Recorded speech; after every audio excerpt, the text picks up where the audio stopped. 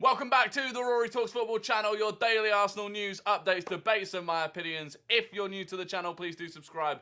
Bottom right hand corner, we're trying to get to 4,100 subscribers. I have been away for a while, but not a lot has happened, in all honesty. I actually got back a couple of days ago, feeling very bad, and so I took a couple of days. But we are back, we are live, and I hope you're all doing well. I hope you've had a good weekend, pretty much a week since I've been away. But I hope you've done well. I'm going to Germany to log on to the admin's computer to announce it myself. Well, look, we'll get into this. We will get into Declan Rice and Jurriën Timber. Why have neither of them been announced yet? One answer is far simpler than the other answer in terms of the two players. So we'll talk about that. We'll talk about this guy Bitello that Arsenal have been linked to, Brazilian player. And we'll talk about the players that are on tour as well. Obviously, we're seeing quite a lot coming out of the training sessions. So we'll get into that. Eli, Ross, Penguin, Tommy, William, Saliba, Dirks and Zander, it is good to see you all. Oh, and of course, we'll have Guest Laguna later on as well. My day has been good. Got this new little AC Milan number from Mystery Champions. That's on my new TikTok video if you want to see me unpack that. If you want to get your own mystery shirt boxes, the cheapest and most reliable ones in the UK, the link in my TikTok bio or in my pinned tweet will take you there, and you can get 10% off using the discount code RoryTalks.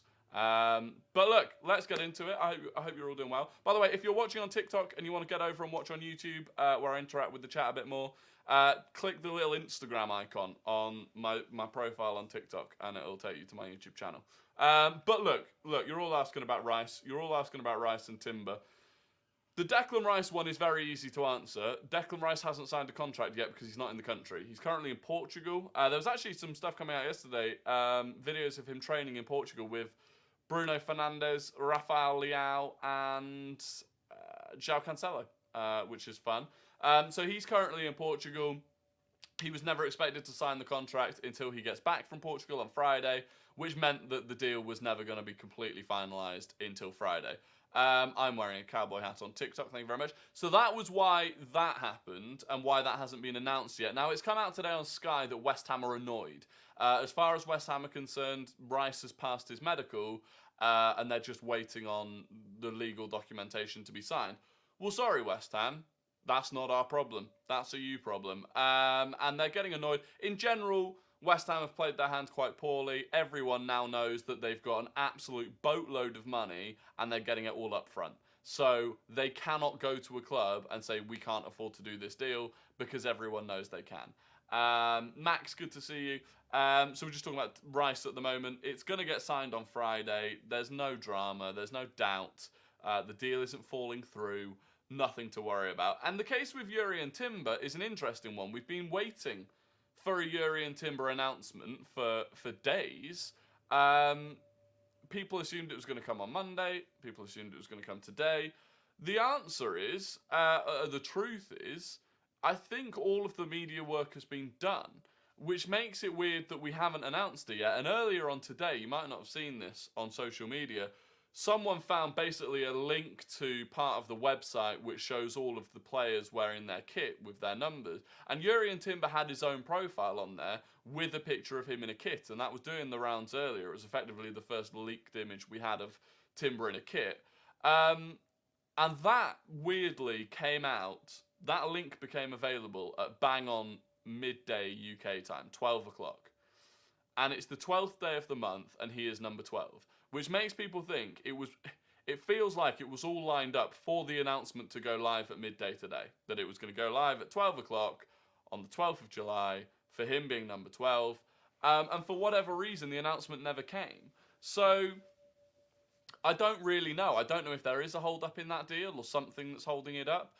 We've also heard from quite a few people that are good sources close to the club, like Team News and Ticks, that the plan was for Timber to train today and play in the game against Nuremberg tomorrow. So that's clearly not going to happen now, because we've seen images coming out of training today and he's not training. So it's an interesting one. IZK says, Arsenal media admin team having a disaster class. I feel sorry for them, because it's not them.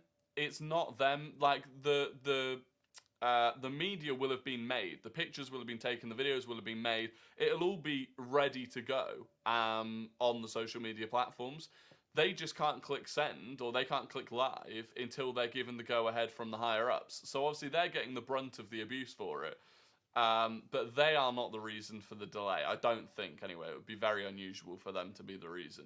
It could be at midnight tonight. It could be at midnight tonight. How was Romania? I'll talk about Romania in a bit. It was good. It was carnage, is what it was. Office seriously needs to stop dicking around. Yeah, well, there's got to be a reason for it, especially if the original plan was for him to play tomorrow. I mean, it would be late notice for them to announce him tomorrow and him play tomorrow, so we'll see. Pepe was probably not chosen for the Germany preseason. No, Pepe hasn't gone to Germany. Pepe is he's effectively out at this point. He's training by himself. He's not in Germany. He's not even wearing Arsenal kit. I saw videos, and not that that's a big deal, but I saw a video of him training yesterday, and he's still wearing his niece stuff. So, like, you know, Pepe is gone. When do you think Timber will be announced? Well, this is the thing. I think, you know, a lot of us thought it would be a lot of us thought it would be Monday, then we thought it would be yesterday, then we thought it would be today. The truth is, at this point, I don't think anyone knows. I genuinely don't think anyone knows. Any vampires get you? Fortunately not, no. Due to West Ham being frustrated, can the deal break down? No, the deal's not going to break down. The deal breaking down would be as much a disaster for West Ham as it would be for us. They're already struggling with how far into the window they are without buying a player. They're struggling with... And look, ultimately, what West Ham should have done was very similar to what Aston Villa did when they sold Jack Grealish, was that they effectively got the signings done first and then made the sale. It's difficult to do because you don't know exactly how that deal is going to pan out. You don't know exactly how much money you're going to get. And there are rumours that West Ham can basically only spend what they make from Declan Rice. Like, they've got financial issues and they can only spend what they make from Declan Rice. But they were the ones that drew out the deal for so long. So they don't really have a leg to stand on in terms of complaining that we're now into the middle of July and they've still not been able to do anything. And look, I'm certain that Declan Rice will sign on Friday when he gets back from Portugal. The announcement will be made and he'll be on the plane to the US on Sunday. So I'm not worried about it at all. That's why you're not mean to Ted Lasso, silly West Ham. West Ham are getting what they deserve, and I'm all here for it. Yeah, exactly. I don't particularly care that West Ham are getting upset about it. Do you not think it would be good to keep Pepe as more depth for the wingers? Would be good to have him come on in the easier games. I was thinking about this, and for me, Pepe's almost in the same bracket as like Cedric or Holding or even El Neni at this point, where I actually can't think of a single game next season that I would want to bring him into. Like, there's genuinely... The stakes are so high in every game, and I think because of how much we need to win trophies now, even the Carabao Cup, I quite want us to win. Or at least try and win. And so there's just barely a stage that I would want to bring him on. Even if you're like... Because the thing is, right, even if you think maybe you'd bring Pepe on if you're 3-0 up in a game and the game's won. But even then, that means he's taken up space on the bench, and you don't know before the game that you're going to get to the point of being at 3-0 up. And I genuinely just think there are better attacking players that would fill out the bench. You know, if you start with Martinelli, Saka, and Jesus, we've got Reece Nelson, Trossard, one of Nketiah and Balogun, and Emile Smith-Rowe. And all of them would be on the bench for him. So I just don't think there's room. And also, that would mean he was taking up a slot in the senior squad, which, again, you have, 25 slots, I want to say, 23.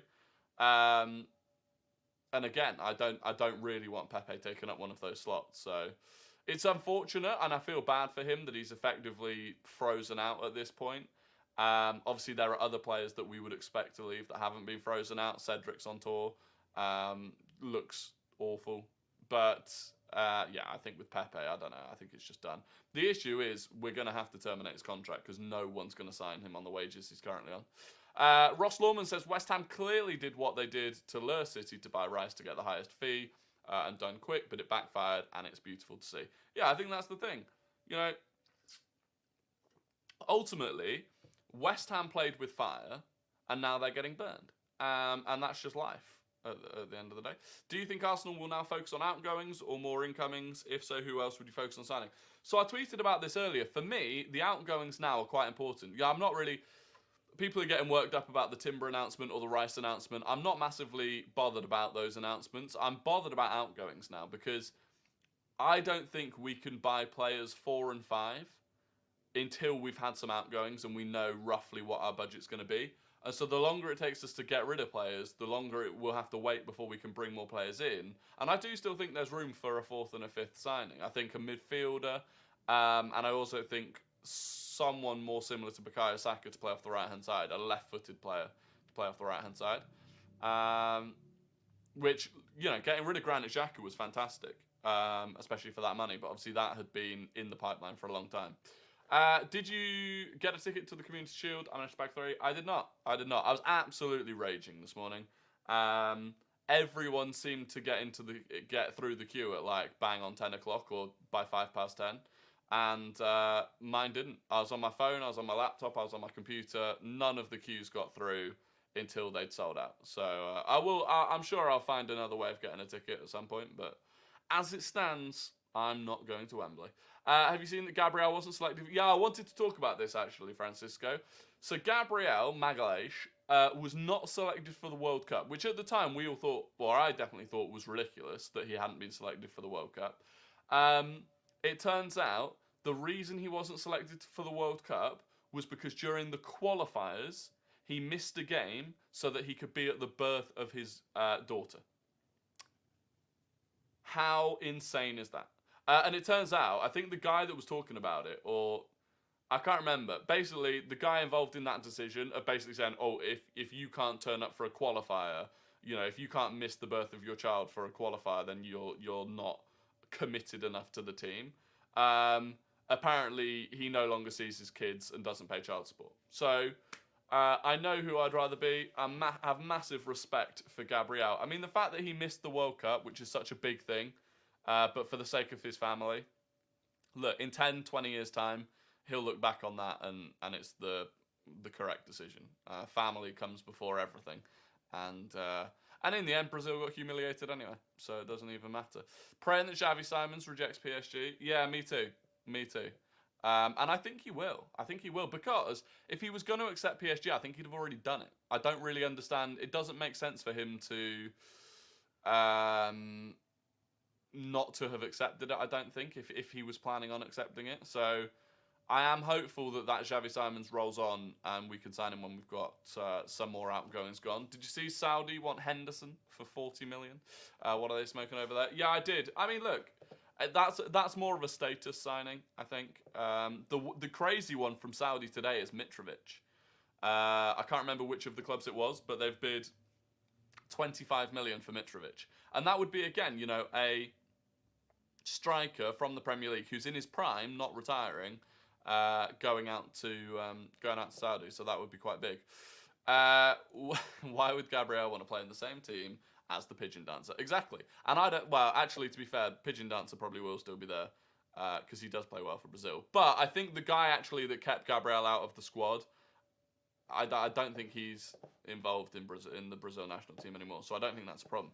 Anyway, I wanted to talk about this Bitello, who we have been linked to.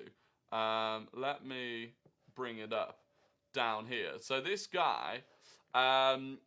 we were linked to him last night. I think people talking about 10 million quid for him. Bitello from Gremio. He's 23. Now, that's an immediate warning sign, in my opinion. To be 23 and still in Brazil is unusual. You know, the best young Brazilian talent normally gets snapped up by Europe very quickly. By the way, if you're watching this on TikTok, I'm currently showing a Twitter thread on the YouTube stream. If you want to see that, the Instagram logo in my bio on TikTok, you can head over and see the thread that's giving a lot of detail about Bitello.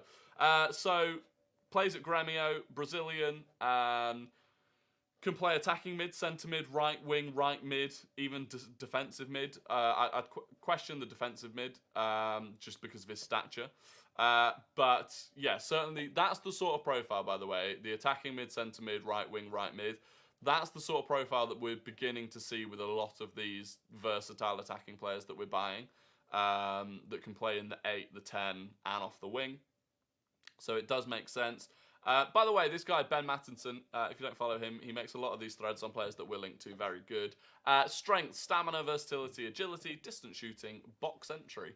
Now, box entry is a big one because that is, the amount of goals that Ødegaard scored last season, not because he's an incredible finisher, just because of the regularity with which he was entering the box as the ball's being cut back. It's a big strength of Arsenal, so if he's good at it, that is good. Areas for him to develop, physical strength. Like I said, that's why I'm not sure that he'd be a DM at the moment. And consistent decision-making.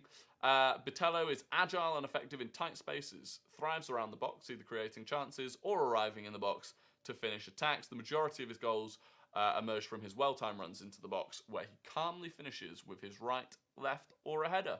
And that's a nice little finish there. Bitello's a great ball striker, can shoot from distance off both feet to great effect. Importantly, he has a variety of different types of shots, inside the foot or through the laces. 1.99 shots per 90 shows that he loves to frequently shoot, which credits his goal output. To be honest, at Arsenal, you probably have to turn that down a little bit. We tend to wait for better opportunities to take shots, unless you're Thomas Partey, who just goes for it. He has rangy legs, very quick, so he's often the primary ball carrier to progress the play in the attacking transition on the counter-attack. That's similar to like Smith Rowe, who carries the ball at pace like that. He loves to drive into the space ahead to advance the attacking phase. 2.55 progressive carries, further displaying this. And you can see a little map there. That is a lot of passes inside the half space, by the way, which is good. Bitello has top athleticism, not just due to his speed, but his stamina and work rate. He manages to maintain his high energy style throughout games and the season. Despite playing off the right, he previously has mainly played as a box-to-box midfielder in a double pivot, with a real aggression to hustle and win the ball back. So he does, 1.91 tackles. Again, I do feel like there's a lot of room for that sort of player in our squad at the moment. Compared to attacking mids and wingers, Bitello's tackles and interceptions are in the top 14 and 2%, which is very good. Great technical ability and passing range. Bitello has become a key figure for Gremio, and if anything, is probably their main player alongside Luis Suarez, who leads the line for them. So there we go. There is a lot more. I get quite bored reading these threads, I can't lie.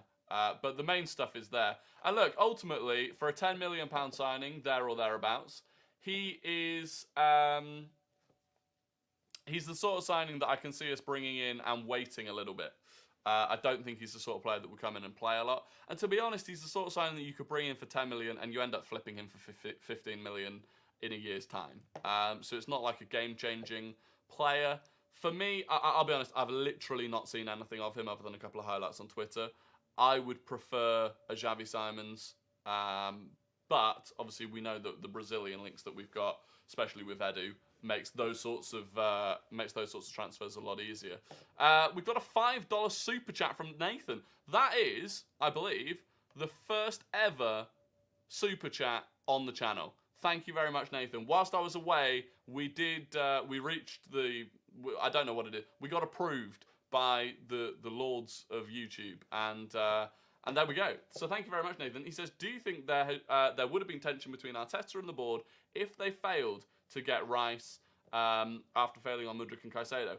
And the answer to that was yes. And during the whole saga, especially when Man City came in and it was looking 50-50, one of my big things was Arteta will walk eventually. Arteta is wanted by pretty much every big club in the world. And that's not like an exaggeration. I even think when Guardiola leaves Man City, I think we will expect them to come for Arteta. And the concerning thing is, if Arteta isn't getting those first choice signings, it gets to the point where you just look at leaving. Because to compete at the absolute top level, to compete with Man City, whilst doing it with a hand tied behind your back and getting second choice signings, it's just not what you want to do. It's not what you want to do. So I do think it would have caused tension eventually. I think the Mudryk one, by all accounts, it was actually Arteta and Edu that pulled out of that themselves. When it became clear that they'd have to go beyond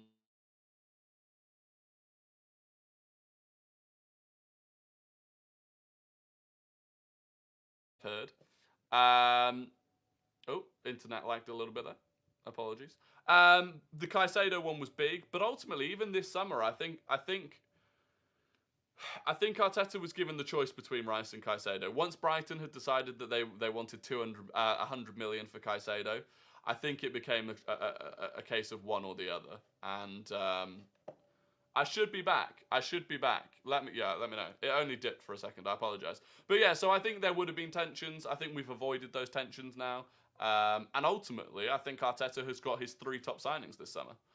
It was clear that he saw a gap in the market for Havertz, and he went for it, and he got him. He's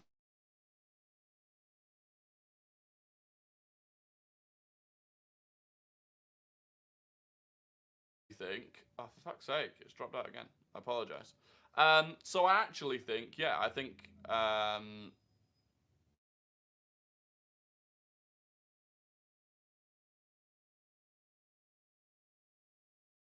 let me I don't know why it keeps dipping out. I apologise. It's plugged into the Ethernet, but I don't know what's happening. But yeah, I think as far as Arteta is concerned, this is now proven to him.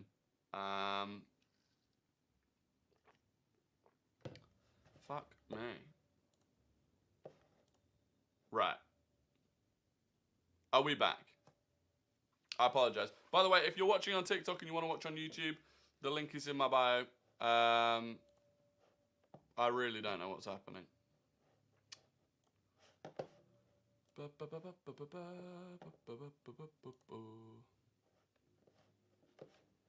Right.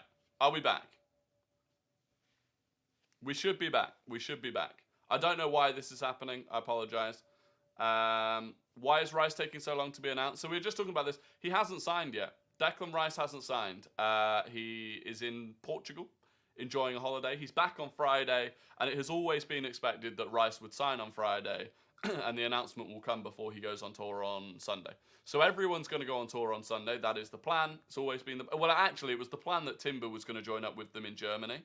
It was the plan that he was going to join up with them in Germany, but it seems like that's not going to happen now.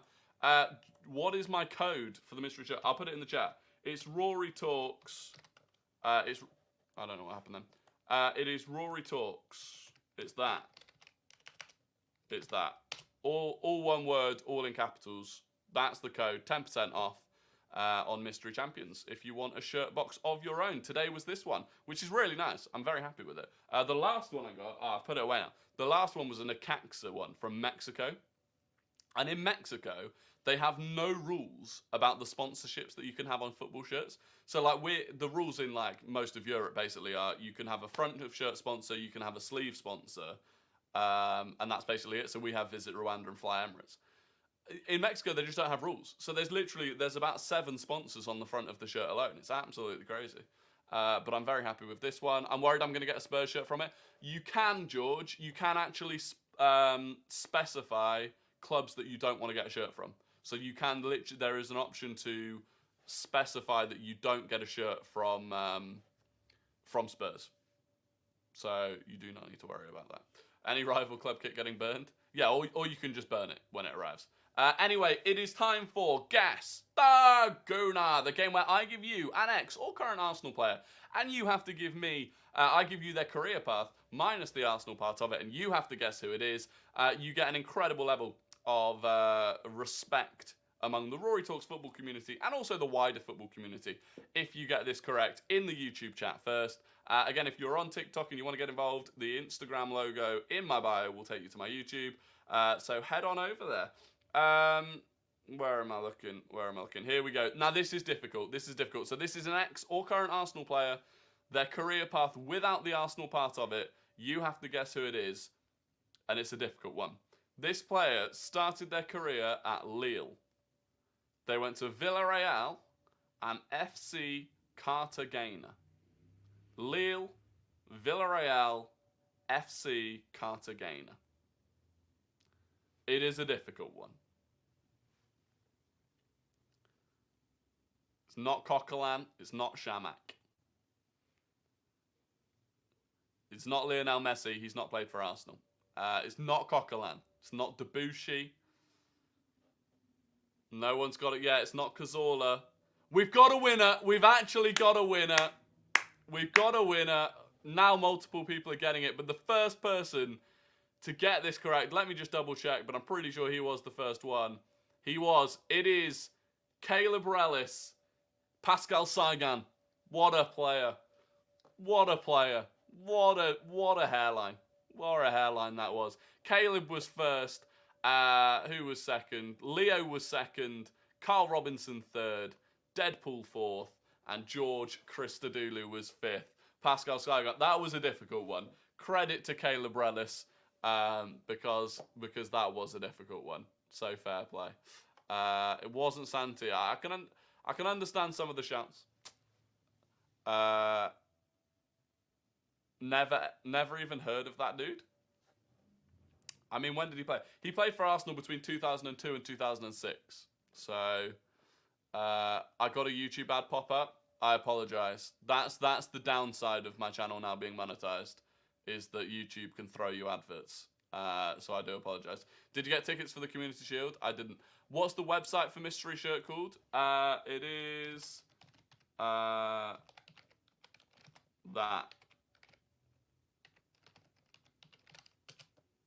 It's that. On to, congratulations to Caleb, by the way. Round of applause in the chat for Caleb. Moving on to Guess the Non-Gooner. This is a player that has never and does not play for Arsenal. I'll give you their full career path. You have to guess who it is. And the winner gets a marginal level of respect in the chat for it. Can you still get tickets for the Community Shield? Not from the website, no. There is one more opportunity to get tickets for the Community Shield if you fail today. At 5 o'clock on Friday, any tickets that Man City didn't sell, which it sounds like they've not sold a lot of their tickets, any tickets that they didn't sell apparently will go on sale to Arsenal fans. So there may be a chance 5 o'clock Friday on the website. So keep an eye out for that.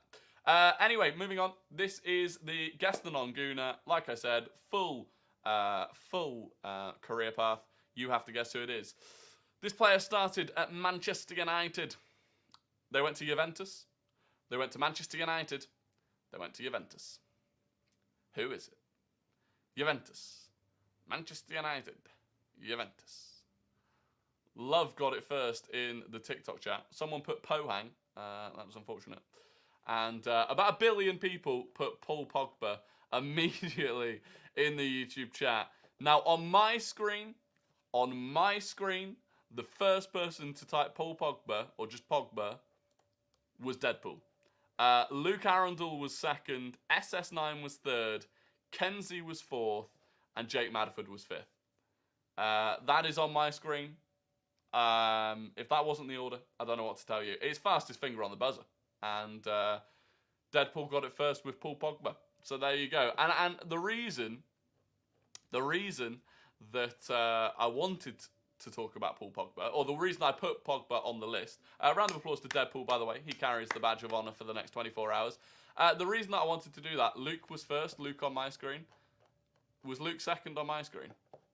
Oh, Luke was second on my screen. That's unfortunate. That is unfortunate.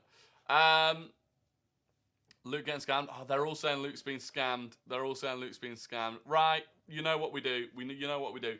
Right, right. I'm coming back to talk about Paul Pogba in a second. We're doing a playoff. No, Luke, it's not calm. It's not calm, Luke. You're in a playoff now. We're doing a playoff between Deadpool and Luke for another player. So get yourselves ready. Get yourselves ready. This is for Luke and Deadpool only. This is for Luke and Deadpool only. 2 seconds. This is for Luke and Deadpool only. All right. This player started at Chelsea. He went on loan to Vitesse. He went on loan to Derby. And he moved to Manchester United. Who is it? This is the tiebreak.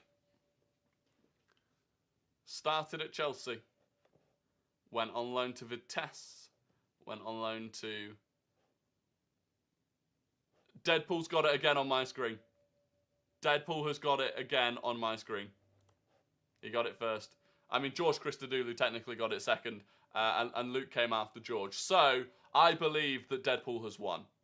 He did win both times on my screen, but the second time, if we could have confirmation that Deadpool won it for you as well. There we go.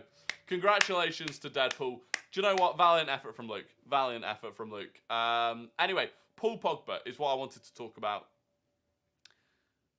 And I saw this on TalkSport, right? And this is why you never listen to TalkSport. But TalkSport has gone down this horrible hole. They have a transfer show with Rory Jennings, Chelsea Rory, and Ade Oladipo.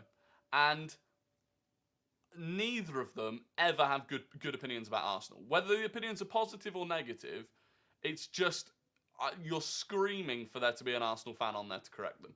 And Ade decided that he would put forward that Paul Pogba is exactly what Arsenal need. Apparently we need someone of his stature in midfield, as if we've not just bought Declan Rice.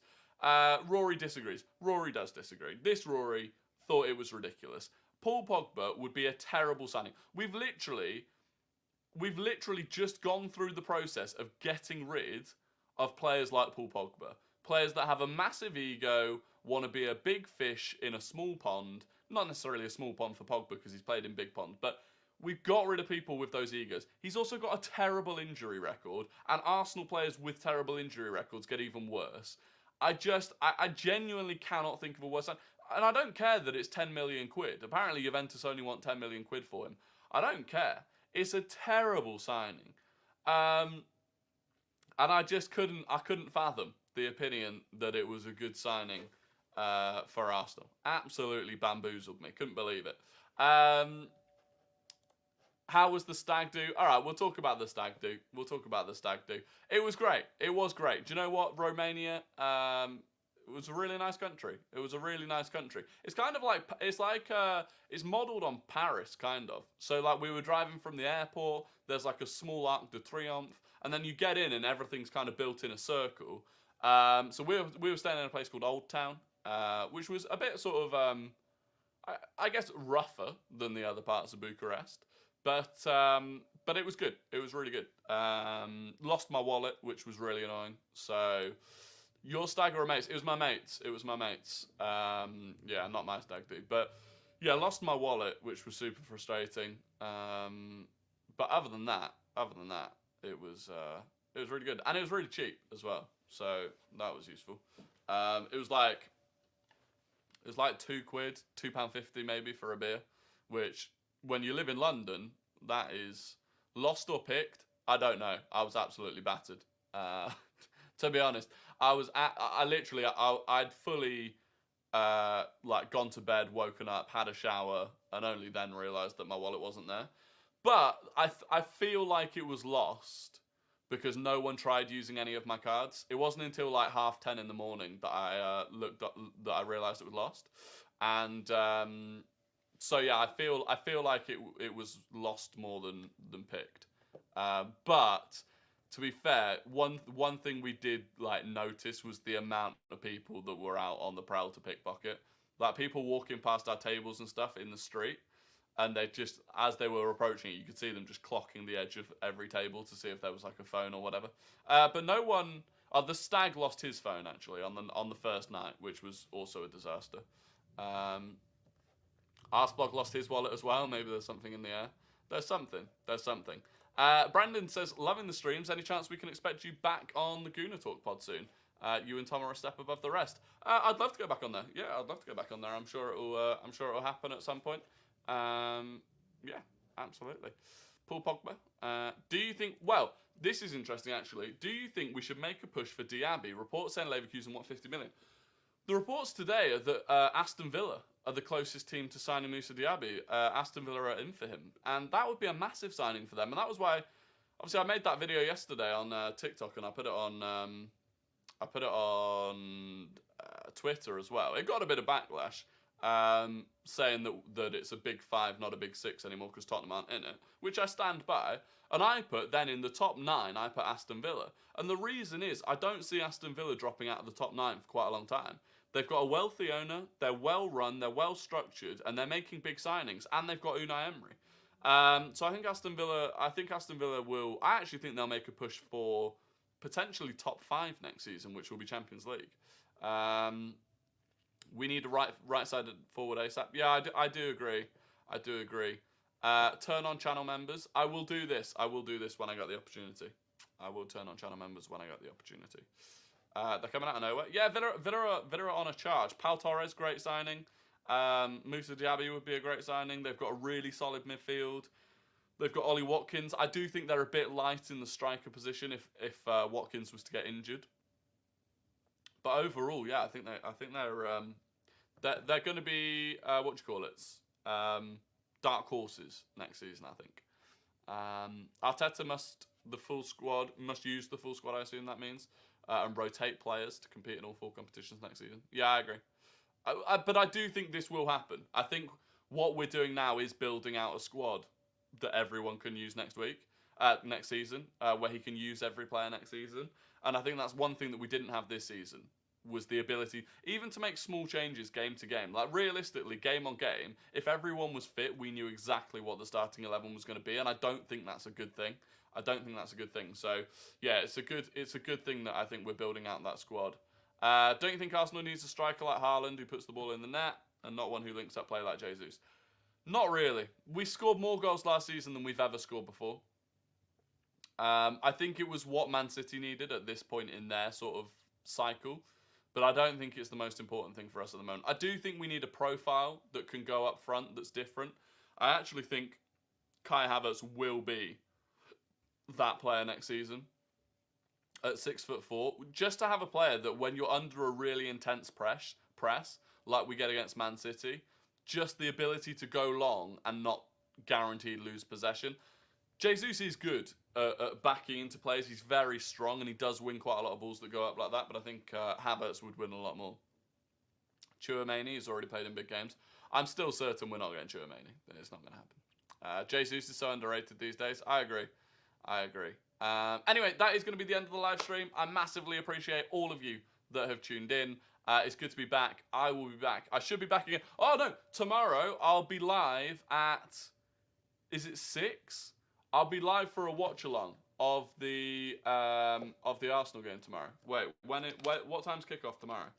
6? I want to say 6. Yeah, so 6 o'clock tomorrow, I will be live for a watch-along of Arsenal versus Nuremberg, which I'm really excited for. But until then, please do subscribe if you haven't done already. Have a fantastic evening. And yeah, I will catch you all tomorrow at 6 p.m. Goodbye.